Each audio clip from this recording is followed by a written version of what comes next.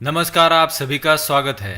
श्रावण माह की शुक्ल पक्ष की पंचमी तिथि को हम नाग पंचमी का त्योहार मनाते हैं। सनातन हिंदू धर्म में नागों को बहुत ही शुभ और ऊंचा स्थान दिया गया है।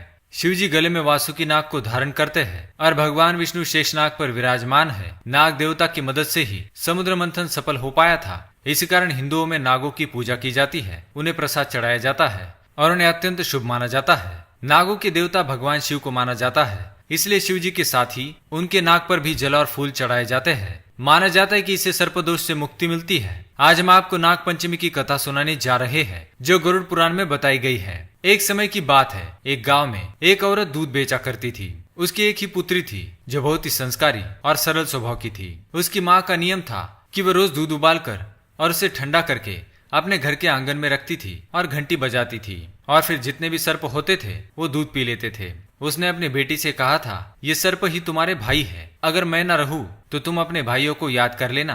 कुछ समय बाद जब उसकी बेटी बड़ी हो जाती है और उसकी शादी एक बहुत बड़े खानदान में होती है।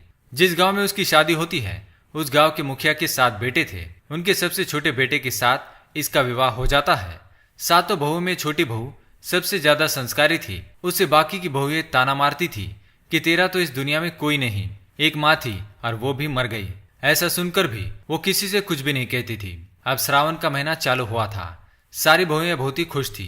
उनके भाई उन्हें लेने के लिए आने वाले थे और वे पूरा महीना अपने मायके में आराम से व्यतीत करने वाली थी। सबसे बड़ी बहू छोटी बहू के पास आती है और कहती है, तुम्हारा तो कोई भाई नहीं है, अब तुम क्या करोगी? पूरा श्रावण यही बैठे रहना पड़ेगा। ये सुनकर छोटी बहू को बहुत दुख होता है। वो बहुत रोती है और रोते रोते पेड़ के पास जाकर बैठ जाती है। तभी पेड़ से शेषनाग बाहर आते हैं और उसे याद कराते हैं कि तुम्हारी माँ मुझे दूध पिलाती थी और तुम मेरी बहन की तरह हो। तुम चिंता मत करो, तुम मेरे साथ नागलोक चलो। एक बहन अपने भाई के घर आए, ये उसका अधिकार होता है। शेषनाग मनुष्य का रूप धारण करके छोटी बहू को उसके ससुराल से अपने नागलोक पर ले जाते हैं। यहाँ नाग माता से भी उसको बहुत प्यार मिलता है। वहाँ शेषनाग के छोटे छोटे सर्प हुए थे जिनको नाग माता हर रोज ठंडा दूध पिलाया करती थी। एक दिन की बात है, छोटी बहू को पता नहीं था कि दूध अभी तक ठंडा नहीं हुआ है और उसने गलती से सर्प को दूध पीने के लिए बुला लिया। जैसे ही सर्पों ने दूध पीना शुरू किया, उनका मुंह जल गया और वो बहुत ही क्रोधित हो गए। वो छोटी बहू को डसना चाहते थे, पर नाग माता के समझाने पर उन्होंने छोटी बहू को छोड़ दिया और शेषनाग उन्हें अपने ससुराल छोड़ने आए, इस वादे के साथ कि अगले श्रावण वो फिर आएंगे। इधर छोटे सर्प भी बड़े हो गए थे, पर वो छोटी बहू से बदला लेना चाहते थे। उन्होंने सोचा कि इस बार सावन में उसके घर जाएंगे और वही उसे डस लेंगे। श्रावण का महीना शुरू हो गया। छोटी बहू को पता था कि उसके भाई आने वाले हैं, इसलिए उसने एक दिन पहले ही अपने भाइयों के लिए ठंडा दूध, मीठी रोटी, फल, दाल ये सब बनाकर रख दिया।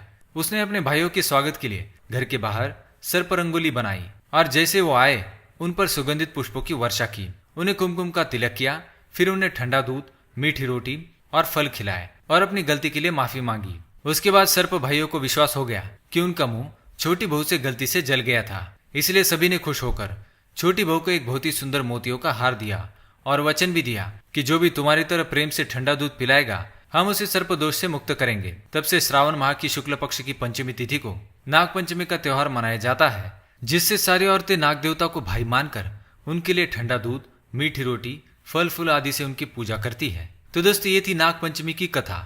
आपको ये कथा कैसी लगी हमें कमेंट में जरूर बताएं। ऐसी रहस्यमय कथाएं सुनने के लिए हमारे चैनल को सब्सक्राइब करें। धन्यवाद।